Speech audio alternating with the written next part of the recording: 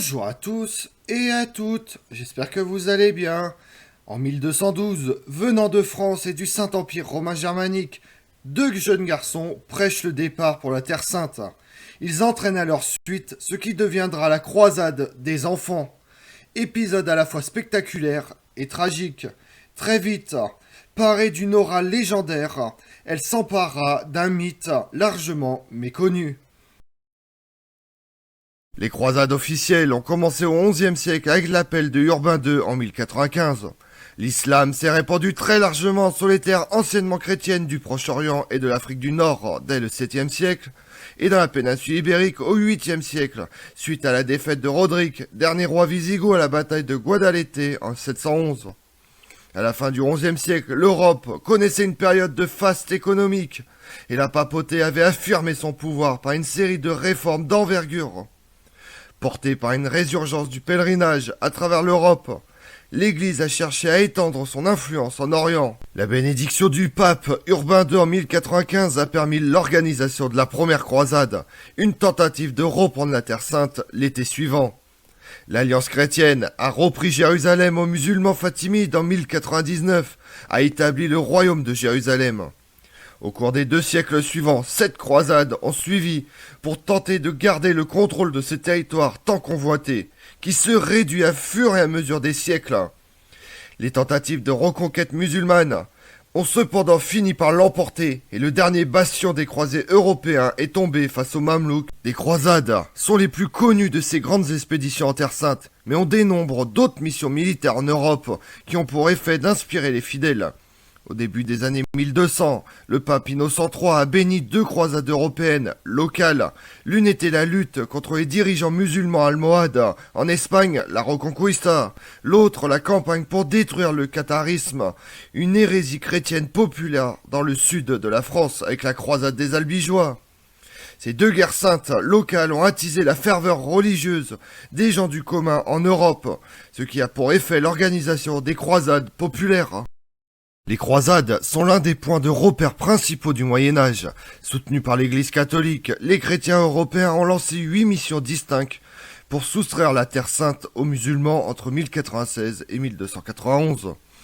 Menées par l'élite européenne, les croisades ont été documentées de manière très détaillée par les dirigeants de l'Église et par ceux qui les ont menées sur le champ de bataille. Leurs motivations, leurs percées, leurs déconvenues sont bien connues des historiens. L'histoire de la croisade des enfants de 1212 rappelle des images puissantes de foules d'enfants européens se rassemblant dans la foi pour arracher Jérusalem alors sous contrôle musulman. Les événements des 2 expéditions ont fasciné le public du XIIIe siècle et les chroniqueurs ont écrit différents récits des décennies après la fin de la croisade pour les enfants. Seulement voilà, les historiens sont gênés par le manque de sources primaires détaillées sur ce mouvement populaire du début du XIIIe siècle. La plupart d'entre eux considèrent que les événements enregistrés par les chroniqueurs non contemporains ont sans doute été fantasmés ou du moins exagérés. La croisade des enfants n'était pas une croisade officielle qui devait être autorisée et bénie par le pape. Il n'existe aucune preuve solide qu'elle ait été principalement portée par de jeunes enfants. On peut supposer que des adultes étaient à la tête de cette croisade informelle, raison pour laquelle elle n'entre pas dans la chronologie officielle des 8 croisades, car elle n'a pas été prêchée par le pape. C'était néanmoins un mouvement de masse inspiré par le désir de défendre et de reprendre le christianisme au début des années 1200 et de délivrer une fois de plus le tombeau du Christ et sauver Jérusalem tombé entre les mains des musulmans en 1187. Mais un nouveau groupe de personnes prêtes à se battre au nom de Dieu a commencé à émerger. Des volontaires qui n'étaient ni des mercenaires, ni des guerriers. Les chroniqueurs du XIIIe siècle les appellent les pueri, terme latin qui peut désigner les enfants en général, ou les garçons en particulier. L'apparition de ce mot dans les sources historiques a conduit au nom populaire de croisade des enfants. Mais les historiens ne savent pas si tous les participants étaient oui ou non des enfants. Les sources existantes offrent peu de détails, il n'est donc pas possible d'établir l'âge exact de tous les participants. Alors que la jeunesse de bon nombre de ceux qui ont participé a été notée par les chroniqueurs, certains historiens ont récemment suggéré que Pueri aurait pu être une désignation sociale pour les paysans pauvres et sans terre, et que leur mouvement pouvait être séduit par les jeunes paysans.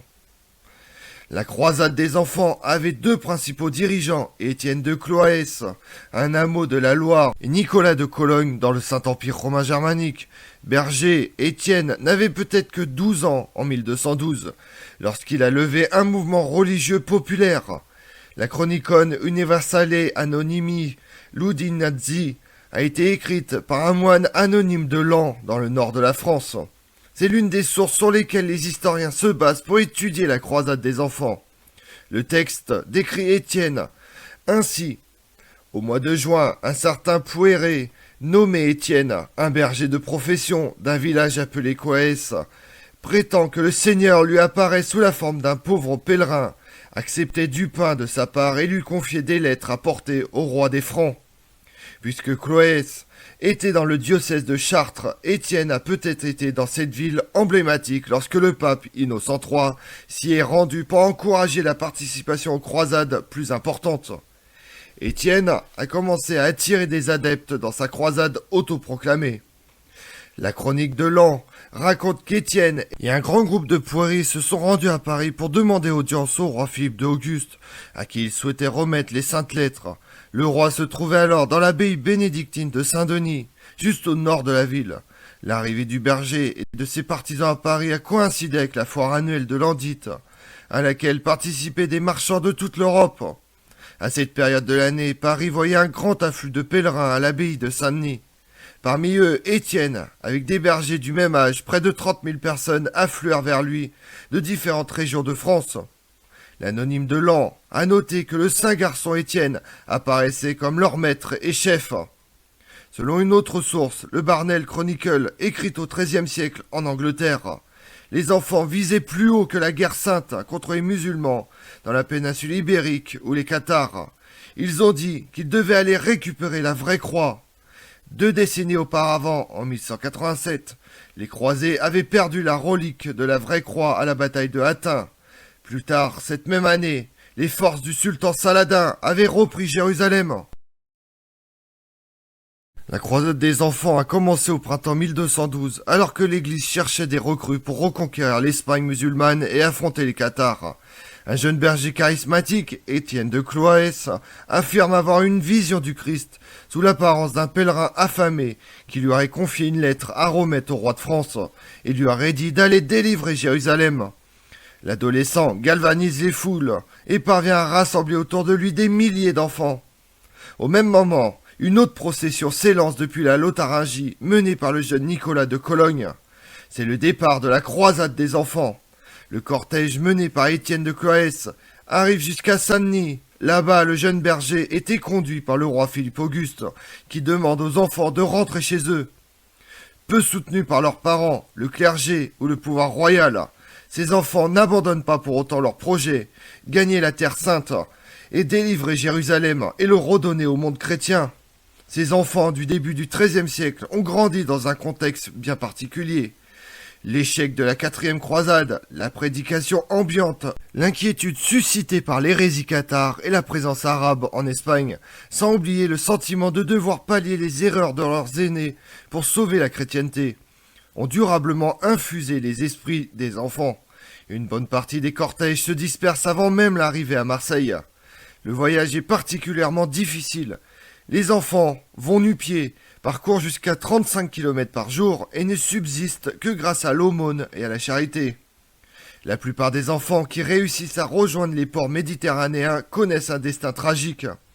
Certains font naufrage au large de la Sardaigne, d'autres sont violés, tués, emprisonnés ou même emportés par des pirates et des marchands afin d'être vendus comme esclaves à Bougie ou à Alexandrie. Si on se réfère aux sources, les chroniqueurs peinent à trouver les causes de cette croisade. Ce sont des clercs qui ont toujours derrière la tête l'idée de montrer la présence de Dieu dans le monde et l'accomplissement du plan divin sur terre. Ils donnent tout de suite une dimension miraculeuse à cette histoire. Il est donc difficile de démêler le vrai du faux, car il n'y a pas d'écrit des personnes ayant participé aux croisades, a fortiori des enfants, seulement des regards extérieurs. Philippe II n'a même pas apporté son soutien à Étienne et à ses partisans. Les sources ne savent pas clairement s'il a lu les mystérieuses lettres qu'Étienne dit avoir reçues, ni même ce que ces lettres contenaient. Cependant, le chroniqueur de l'An rapporte que le roi a pris le mouvement suffisamment au sérieux pour consulter un groupe de savants, les maîtres de Paris. Le roi craignait sans doute que ce mouvement de jeunes nés dans une grande pauvreté ne provoque des troubles civils. L'anonyme de l'An indique que sur leur conseil, le roi a ordonné aux disciples d'Étienne de rentrer chez eux. La croisade menée par Étienne s'est terminée aussi rapidement qu'elle avait commencé. La chronique de l'An a été écrite très peu de temps après les événements. De nombreux historiens considèrent donc crédible son affirmation selon laquelle, suite à l'ordre royal, l'autorité d'Étienne s'est effondrée. L'intérêt pour Étienne et ses partisans suscitait plus tard des récits relevant davantage de la spéculation que du récit historique. Il s'agit notamment d'auteurs tels que Mathieu Paris, un moine bénédictin anglais, écrivant plus de 20 ans après l'événement. Mathieu Paris attribue le charisme d'Étienne à une magie noire satanique. Un autre chroniqueur, le moine cistercien Aubry de Trois-Fontaines, prolonge l'histoire d'Étienne à une fin tragique dans laquelle Étienne emmène ses disciples au port de Marseille. Depuis ce lieu, ils sont trompés par deux marchands qui leur donnent libre passage à bord de leurs 7 navires. 2 navires coulent, les 5 autres emmènent les enfants croisés à Bougia et à Alexandrie en Égypte. Les marchands vendent les enfants à des esclavagistes musulmans qui tentent ensuite de les forcer à renoncer à leur foi chrétienne. Ils y restent fidèles, et 18 d'entre eux, selon Aubry, sont torturés à mort. La plupart des historiens considèrent les écrits d'Aubry comme peu fiables. Même si celui-ci reprend plusieurs détails et fait rapporter par l'anonyme de l'An, les événements de Marseille et d'Afrique du Nord ne sont soutenus par aucune autre source de l'époque. Dans la société médiévale, l'enfant est particulièrement proche du sacré. En 1212, 2 croisades d'enfants s'élancent vers la Terre Sainte avec pour but de réussir où les adultes ont échoué, à savoir délivrer Jérusalem. Entre mythe et réalité, comment interpréter ces processions ? 2 groupes de jeunes chrétiens européens avaient les yeux rivés sur Jérusalem, mais ils ne l'ont pas atteint. Les historiens ne savent toujours pas ce qu'ils sont devenus. Je vous remercie d'avoir suivi cette vidéo en ma compagnie. Si vous voulez connaître mes autres vidéos, retrouvez-moi sur ma chaîne YouTube Tout sur l'Histoire avec Damien, mais également sur les réseaux sociaux, Twitter et Instagram, Histoire Damien. Et pensez à liker, commenter et vous abonner. Je vous remercie à tous.